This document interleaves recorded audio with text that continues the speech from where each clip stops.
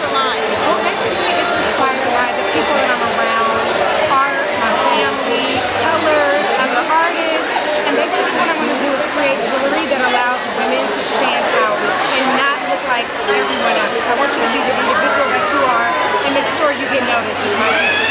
That's amazing. I'm all about uniqueness as well, and I have on two of my favorite pieces from her line, the Loud and Clear, which is a very beautiful feather earring with another one on the side, and I also have on this body chain, which I'm really loving and rocking it right now. It's amazing. So, And then